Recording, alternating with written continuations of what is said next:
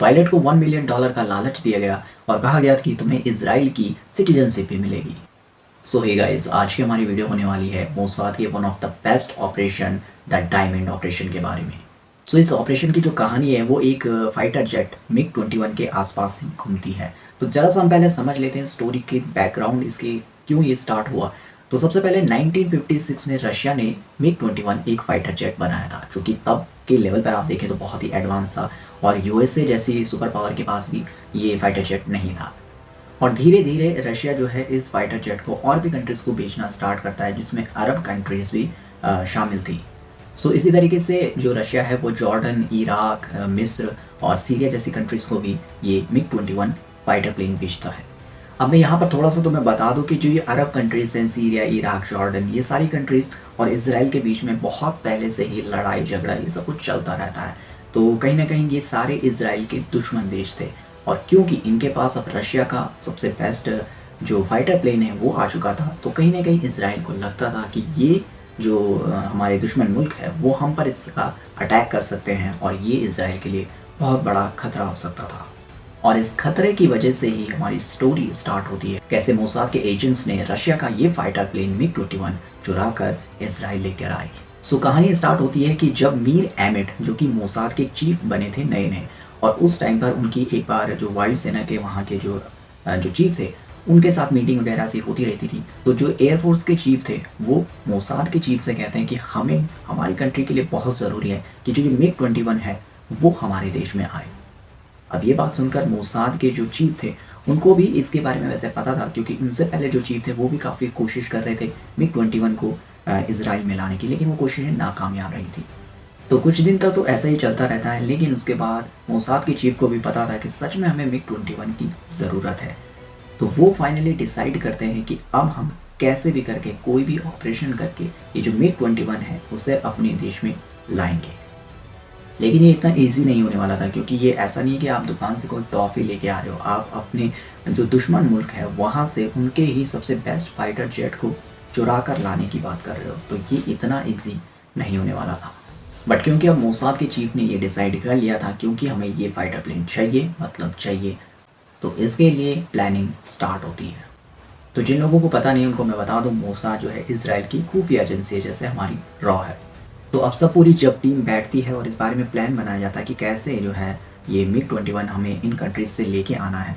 तो इसमें एक दो ही ऑप्शन जो थे इसराइल के मोसाद के पास थे। उनमें से पहला ऑप्शन ये था कि हम कैसे भी करके इस मिग-21 को हाईजैक करके अपने इसराइल कंट्री में, लेकिन ये सही नहीं था, बिकॉज इसमें इसराइल का नाम आता और उससे देश की जो छवि है वो ख़राब हो जाती। एक दूसरा ऑप्शन ये था कि हम इन कंट्रीज़ पर अटैक करेंगे, किसी भी कंट्री पर जिसके पास मिग-21 है, और वहाँ से उस मिग-21 को फिर लेके आएंगे, लेकिन इसमें भी वॉर हो जाता। तो दोनों सिचुएशंस में जो था इसराइल का बहुत नुकसान हो सकता था। तो ये दोनों आइडियाज़ ड्रॉप कर दिए गए। सो बहुत सारी मीटिंग्स के बाद एक थर्ड ऑप्शन पर ये जो पूरी मोसाद की टीम है वो राज़ी हो जाती है। प्लान ये था कि जिस भी कंट्री के पास ये मिग-21 है वहाँ हमें उनके जो पायलट हैं उनको मनाना होगा, किसी भी लालच देकर या कुछ दबाव डाल के, और उनसे वो जो फाइटर प्लेन मिग-21 है उसे अपनी कंट्री में लाना होगा। और इसका सीधा मतलब था कि किसी पायलट से उसके देश के खिलाफ ही गद्दारी करानी होगी, उसे लालच देकर या कोई भी दबाव डाल के उससे वो प्लेन इसराइल लाना होगा। से ये भी ऑलमोस्ट इम्पॉसिबल था, क्योंकि कोई भी पायलट जो है वो अपने देश से गद्दारी क्यों करेगा। बट इसके अलावा और कोई ऑप्शन नहीं था। तो फिर मोसाद डिसाइड करते हैं कि हम इसी प्लान पर काम करेंगे। सो जैसे कि मैंने बताया प्लान क्लियर था, तो इसके लिए पहला अटैम्प्ट होता है जब जो मोसाद के एक एजेंट थे वो इजिप्ट जाते हैं, और क्योंकि इजिप्ट के पास भी मिग-21 था, और वहाँ एक पायलट से बात करते हैं जिसको ये समझाया जाता है कि तुम्हें हम $1 मिलियन देंगे, सिटीजनशिप देंगे, और तुम्हारी पूरी हम जिम्मेदारी लेंगे, तुम्हें सुरक्षा देंगे, बस तुम्हें ये मिग-21 हमारे इसराइल की कंट्री में लाना है। सो काफ़ी दिनों तक उसको मनाने के बाद, उसे पूरी डील समझाने के बाद, लास्ट मोमेंट में वो जो पायलट था वो अपने सीनियर ऑफिसर्स को बता देता है कि ऐसे ऐसे एक इसराइल का एजेंट है जो मुझे ये कह रहा है कि ये मिग-21 उसकी कंट्री में ले जाना है। और इस तरीके से वो एजेंट पकड़ा जाता है, जिनका नाम था ज़ीन थॉमस। उसके बाद उनको पकड़ा जाता है, उन पर केस वगैरह चलाया जाता है, और क्योंकि मोसाद का एक एजेंट पकड़ा गया था तो इस मिशन को कुछ टाइम के लिए बंद किया जाता है, और फिर बाद में उस एजेंट को फांसी की सज़ा हो जाती है। इस तरीके से मोसाद का जो ये पहला अटैम्प्ट था वो फेल हो जाता है। सो पहला अटेम्प्ट फेल होने के बाद फिर भी मोसाद जो है अपॉर्चुनिटी ढूंढता रहता है कि कोई ना कोई तो ज़रूर मिलेगा। ऐसी एक अपॉर्चुनिटी आती है ईरान में, जहाँ पर 2 पायलट होते हैं, सीन किया जाता है, उनके साथ दोस्ती की जाती है एजेंट्स जो होते हैं मोसाद के, और फाइनली उनको बाद में ऑफ़र दिया जाता है कि हम आपको मिलियंस ऑफ डॉलर्स देंगे, बस आपको हमारा ये काम करना है। और इस बार इस सेकंड अटेम्प्ट सक्सेसफुल रहता है। तो इस बार ये दोनों जो पायलट हैं वो मान जाते हैं ये काम करने के लिए। बट यहाँ पर एक और ट्विस्ट आता है और लास्ट मोमेंट पर ये लोग मना कर देते हैं। तो ये जो 2 पायलट थे वो लास्ट मोमेंट में डर जाते हैं और उन्हें लगता है कि अगर आप पकड़े गए तो पूरी सीधे जान से जाएंगे, तो इस वजह से वो लास्ट मोमेंट पर मना कर देते हैं। अब क्योंकि मोसाद ने इनको पूरा प्लान बता दिया था क्या करना है, कैसे करना है, और इसी प्लान की वजह से एक बार पहले भी उनके एक एजेंट की मौत हुई थी, तो वो जान चुके थे कि अब इन लोगों को ऐसे ही छोड़ा गया तो फिर से हमारा नाम सामने आ सकता है, देश की छवि खराब होगी और इससे वॉर भी हो सकती है। तो बेहतर यही होगा कि इन्हें मार दिया जाए। बाद मोसाद के ये एजेंट उन दोनों पायलट्स को मार देते हैं और इसी के साथ ये जो दूसरा अटैम्प्ट था ये भी फेल हो जाता है। तो टाइम गुजरता रहा और मोसाद भी ये अपॉर्चुनिटी ढूंढता रहा कि अब कोई और शायद हमें मिले, क्योंकि 2 बार ही मिशन फेल हो चुका था। 1964 में तीसरी अपॉर्चुनिटी मिलती है। सो 1964 में इराक में इजरायली एम्बेसी में एक आदमी काम करता था जो कि यहूदी था और अपने देश से बहुत ज़्यादा प्यार करता था, उसके लिए कुछ करना चाहता था। तो वो वहाँ पर अपने सीनियर ऑफिसर्स को बताता है कि जो मेरी गर्लफ्रेंड है उसकी जो फ्रेंड है उसका हस्बैंड, अभी अभी उनकी शादी हुई है और उसका हस्बैंड जो है इराक में एक पायलट है जो कि MiG-21 उड़ाता है। अब ये बात जो है एम्बेसी के लोगों से जब मोसाद को पता चली तो उनको एक अपॉर्चुनिटी नज़र आई। उस पायलट के बारे में पता लगाया गया जो कि इराक में है और MiG-21 उड़ाता है। तो मोसाद ने जब अपनी डिटेल में छानबीन की तो उन्हें पता चला कि सच में एक बंदा है जो कि इराक में एयरफोर्स में है, क्रिश्चियन है और MiG-21 उड़ाता है, और इस पायलट का नाम था मुनीर रेटवा। यहाँ से थोड़ा सा मुनीर रेटवा की स्टोरी को जानते हैं। मुनीर रेटवा जो कि था वो इराक में पायलट था, MiG-21 उड़ाता था, लेकिन यहाँ पर ये दिक्कत थी कि जो ये क्रिश्चियन होने की वजह से इसके साथ भेदभाव किया जाता था, क्योंकि बाकी और सारे इराक में मुस्लिम्स होते हैं, ये क्रिश्चियन था तो इस वजह से इसके साथ बहुत भेदभाव किया जाता था, इसका प्रमोशन इसको नहीं दिया गया था और इस बात से ये काफ़ी नाराज़ था, गुस्सा था। ये बात मोसाद को पता चलती है तो उन्हें लगा कि ये इसकी वीकनेस है, कमज़ोरी है, इसके दिल दिमाग में कहीं ना कहीं इराक की जो फोर्स है, एयर फोर्स है, उसके प्रति थोड़ा सा नफ़रत है या गुस्सा है और ये हमारे लिए काम आ सकता है। उसके बाद मोसाद अपनी फीमेल एजेंट को इराक भेजता है जिसका काम था इस पायलट के साथ दोस्ती करना, इसके बारे में जानना और इसके दिमाग में जो नफ़रत था, जो ये भेदभाव था, उसको और जगाना और बढ़ाना ताकि बाद में ये मोसाद का काम कर सके। सब कुछ प्लान के हिसाब से होता रहता है। वो जो एजेंट, फीमेल एजेंट गई थी, वो इस पायलट के साथ दोस्ती करती है, काफ़ी दिनों तक एक दूसरे से बातचीत करते हैं, तो जिसमें वो पायलट जो था वो अपनी दिल की बातें उससे बताता है कि कैसे उसके साथ एयरफोर्स में भेदभाव होता है, वो इतना बेस्ट पायलट है लेकिन फिर भी उसका प्रमोशन नहीं किया जा रहा है या उसको अच्छी तरीके से ट्रीट नहीं किया जाता है। काफ़ी दिनों तक जब ये दोस्ती गहरी हो गई, एक दूसरे के ऊपर ट्रस्ट बढ़ गया था, तब वो फीमेल एजेंट कहती है कि अब हम इसे अपना जो रियल प्लान है वो बता सकते हैं, और फाइनली वो एजेंट बताती है, उसे $1 मिलियन दिए जाएंगे, इजराइल की सिटीजनशिप दी जाएगी, प्रोटेक्शन दी जाएगी, उसे उसकी फैमिली को नौकरी दी जाएगी, बस उसे ये MiG-21 जो प्लेन है, फाइटर प्लेन, इसको इजराइल लाना होगा। शुरू में तो मुनीर जो पायलट था वो थोड़ा हिचकिचाहट दिखाता है क्योंकि उसे जान जाने का जो था इसमें डर था काफ़ी, और लेकिन क्योंकि उसके साथ जो पास्ट में एक्सपीरियंस हुए थे और जो उसके दिल और दिमाग में ये नफ़रत थी इराक के खिलाफ, और उसने फाइनली डिसाइड किया कि वो इस मिशन में इजराइल का साथ देगा। बदले में वो कहता है कि बस मुझे इतना ही चाहिए कि मुझे और सबसे पहले मेरी फैमिली को यहाँ से, इराक से निकाला जाए और कहीं और इजराइल में या अमेरिका में शिफ्ट किया जाए, बिकॉज अगर वो पकड़ा जाता है तो उसकी फैमिली को भी इसका नतीजा देखना होगा। तो उसकी यही शर्त थी, मोसाद मान जाता है और फाइनली इस मिशन की शुरुआत होती है।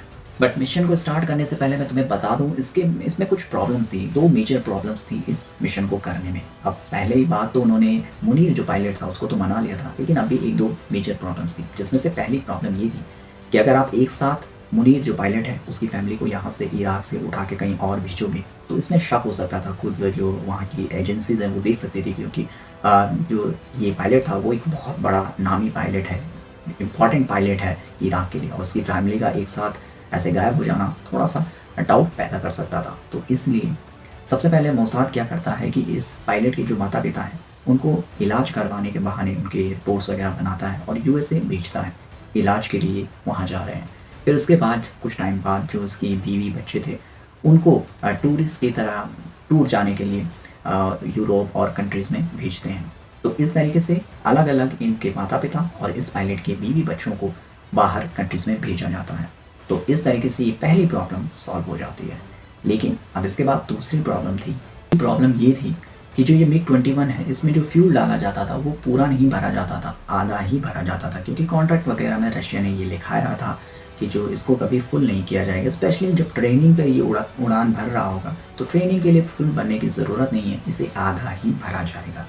अब ऐसे में अगर ये उस प्लेन को लेकर इजराइल की तरफ आता भी तो फ्यूल क्योंकि आधा होता तो वो बीच में ख़त्म हो जाता और फिर ऐसे में या तो वो प्लेन गिर जाता या फिर उसे कहीं और लैंड कराना पड़ता, जो कि पॉसिबल ही नहीं था। तो इस हिसाब से ये एक बड़ी प्रॉब्लम थी। फिर भी मोसाद कहती है कि जब हमने इतना कर लिया तो ये भी हो ही जाएगा। और फाइनली 16 दिसंबर 1966 की डेट फिक्स की जाती है जिस दिन इस जो ये ऑपरेशन डायमंड था इसको स्टार्ट करना था। सो फाइनली 16 दिसंबर 1966 को मुनीर की जो एक ट्रेनिंग फ़्लाइट थी उसको ट्रेनिंग के लिए इस MiG-21 को उड़ाना था। सब कुछ प्लान के हिसाब से था। तो ये इसको अपना रूटीन पता था, ये आता है और जो फ्यूल वगैरह भरता था उससे कहता है कि आज थोड़ा सा फ्यूल फुल कर दो। वैसे इसने ये बात पहले भी कभी कही थी इस डील को होने से पहले भी, क्योंकि वो उसे फुल फ्यूल पर उड़ाना चाहता था, लेकिन वो नहीं भरते थे क्योंकि कॉन्ट्रैक्ट में लिखा गया था आप इसको आधा ही भरोगे। तो उस दिन भी वो लोग जो है वो ग्राउंड स्टाफ मना करता है कि इसको पूरा नहीं भरा जा सकता। तो उस टाइम पर मुनीर जो पायलट था वो उससे कहता है कि मैं तुम्हारा पायलट हूँ, ये MiG-21 मैं उड़ाता हूँ, हमारे देश का है ये, अब तो आपको इसमें पूरा भरना चाहिए, आप हर बार रशिया की बात मानते रहते हो। अब जो ग्राउंड स्टाफ थे, जो वो और सोल्जर थे, वो भी उसे पूरा भरना चाहते थे क्योंकि वो नहीं चाहते थे कि हम हर बार रशिया की ही बातें माने। तो उस दिन मुनीर कहता है कि आप हर बार रशिया की बात मानते हो, रशिया के ही गुलाम हो। तो ये सुनकर थोड़ा सा जो ग्राउंड स्टाफ का मेंबर था जो वो फ्यूल भर रहा था उसे थोड़ा सा गुस्सा आ जाता है और वो भी सोचता है कि हाँ हम अपने देश का है, अब ये हमारा प्लेन है, तो कहीं ना कहीं हम क्यों रशिया की बात सुने। और उस दिन वो गुस्से में आकर उसको फुल भर देता है और फाइनली ये दूसरी प्रॉब्लम भी सॉल्व हो जाती है बिकॉज अब जो ये फ्यूल था वो पूरा इसराइल तक जाने के लिए काफ़ी था। अब यहाँ पर एक और प्रॉब्लम थी। वो प्रॉब्लम ये थी कि जब आप क्योंकि वो उसे ट्रेनिंग पर उड़ा रहा था तो उसका एक फिक्स रूट होता है। जब आप ट्रेनिंग पर किसी भी फाइटर जेट को उड़ाओगे कि आपको ऐसे जाना और फिर इसी से वापस भी आना है, तो ये एक रूट होता है और अगर आप उस रूट से हट जाते हो तो आपको पहले वार्निंग दी जाती है या बताया जाता है कि आप अपने रूट से हट गए हो, वापस उसी रूट पे आइए। और अगर ऐसा नहीं होता है तो फिर आपको सीधे मार गिराया जाता है। यहाँ पर मुनीर जो पायलट था उस फाइटर जेट को वहाँ से उड़ाकर इजराइल लाने वाला था, तो डेफिनेटली उससे भी ये सिग्नल दिए जाने वाले थे कि आप अपने रूट से हट गए हैं। दूसरी प्रॉब्लम यहाँ पर ये भी थी कि जब वो इराक से तो बाहर निकल जाएगा, लेकिन जब उसके आसपास के जो देश हैं जॉर्डन, सीरिया वगैरह, इनके एयर स्पेस में घुसेगा तो फिर वो भी उसे मारकर गिरा सकते थे। बट मोसाद ने इसके लिए भी एक प्लान बनाया था। तो फाइनली जब फ्यूल पूरा हो चुका था तो मुनीर पायलट उस MiG-21 को लेकर उड़ान भरता है। धीरे धीरे मुनीर उस फाइटर जेट को लेकर आगे बढ़ता है और जैसे ही वो इराक की उस एयर स्पेस से बाहर जाता है, उस रूट से बाहर जाता है, तो उसको काफ़ी सारे मैसेजेस भेजे जाते हैं कि आप अपने रूट से हट गए हैं, उस पर वापस आइए। लेकिन वो रेडियो फ्रिक्वेंसी थी वो उसको बंद कर देता है और आगे बढ़ता जाता है। इसके बाद मुनीर फाइटर जेट को जॉर्डन के एयर स्पेस में जैसे ही लेकर जाता है और जॉर्डन वाले देखते हैं कि ये किसका एयर स्पेस है, तो उसी टाइम पर मोसाद जो है वो सीरिया का जो सिस्टम होता है, कम्युनिकेशन सिस्टम, उसको हैक कर लेते हैं और वहाँ से मैसेज करते हैं जॉर्डन को कि ये हमारा प्लेन है और ऐसी ट्रेनिंग के लिए उड़ाया जा रहा है। तो जॉर्डन वाले जब देखते हैं कि अच्छा ये सीरिया का है, सीरिया के पास भी MiG-21 था, तो वो कुछ नहीं करते हैं और वो जाने देते हैं। और इस तरीके से बचते बचाते मुनीर पायलट उस फाइटर जेट को लेकर आगे बढ़ता है। साथ में ही कुछ टाइम बाद वहाँ पर 2 इजराइल के और विमान भी आ जाते हैं जो उसको कवर वगैरह करते हैं ताकि कोई अटैक ना हो, और उसको लेकर फाइनली लैंडिंग होती है इजराइल में। तो रात का टाइम था जब ये लैंड होता है और जैसे ही ये लैंड होता है बहुत खुश थे क्योंकि इसके पीछे बहुत मेहनत की गई थी। इस प्लान के पीछे जो कभी नामुमकिन लगता था, 2-3 बार वो फेल हुआ था, तो फाइनली सभी बहुत खुश थे, लेकिन काम अभी भी पूरा नहीं हुआ था। तो जैसे ही ये फाइटर जेट लैंड करता है उसके बाद इजराइल के जो सबसे बेस्ट वहाँ पर पायलट थे उनको बुलाया जाता है वो जल्दी से इसकी जांच करते हैं कैसे बना है, क्या इसमें स्पेशलिटी है। और जो वो मुनीर पायलट भी आया था वो भी पूरा समझाता है कि कैसे ये वर्क करता है, कैसे ये और जो प्लेन्स हैं उनसे कैसे ये अलग हैं। तो इस तरीके से पूरा कुछ बताया जाता है और महज 1 घंटे में जो वो इजराइल का पायलट था वो इसे उड़ाना सीख जाता है, उड़ा के ट्रेनिंग वगैरह भी करने लगता है और 1 घंटे में उड़ा के वापस भी लाता है। तो कहीं ना कहीं काफ़ी जल्दी वो सीख जाता है कि क्या इसमें स्पेशलिटी है। तो इसको लाए हुए कुछ ही दिन हुए थे कि यहाँ पर जो है इसराइल का वॉर स्टार्ट हो जाता है उन्हीं नेबरिंग कंट्रीज से। काफ़ी सारी कंट्रीज थी, उनके साथ एक साथ इसराइल का वॉर स्टार्ट हो जाता है। और इसी MiG-21 से इसराइल जो है वो जो पड़ोसी देश जिनके साथ युद्ध स्टार्ट हुआ था 6 दिन तक वो वॉर चलता है और इस एक MiG-21 से इसराइल उन दुश्मन देशों के 6 MiG-21 को मार गिराते। सो एक चीज़ तो क्लियर है, अगर ये MiG-21 उस टाइम पर इसराइल के पास ना होता तो शायद आज इसराइल भी ना होता। अब रशिया को जब इस बारे में पता चलता है तो रशिया वॉर की बातें करने लगता है कि आपने हमारा MiG-21 जो है वो चुराया है, क्योंकि ये MiG-21 यूएसए के पास भी नहीं था। तो यूएसए भी देखना चाहता था, इसे पाना चाहता था। यूएसए इसराइल से कहता है कि हमें भी ये MiG-21 चाहिए, आप इसे हमें दे दीजिए। तो कुछ डील्स थी जो रह रखी थी इसराइल और यूएसए के बीच में, जो इसराइल चाहता था लेकिन यूएसए पहले मना कर रहा था। अब क्योंकि इसराइल के पास MiG-21 था तो वो आसानी से यूएसए को मना सकता था और हुआ भी वैसा ही। इसराइल यूएसए को ये MiG-21 दे देता है, उसके बदले में जो पुरानी डील्स रह रखी थी यूएसए के साथ उनको कंप्लीट कर लेता है। क्योंकि अब उन्होंने MiG-21 को यूएसए को दे दिया था तो रशिया अब इसराइल से नहीं मांग सकता था और दूसरी तरफ जो डील्स रह रखी थी यूएसए के साथ वो भी कंप्लीट हो चुकी थी।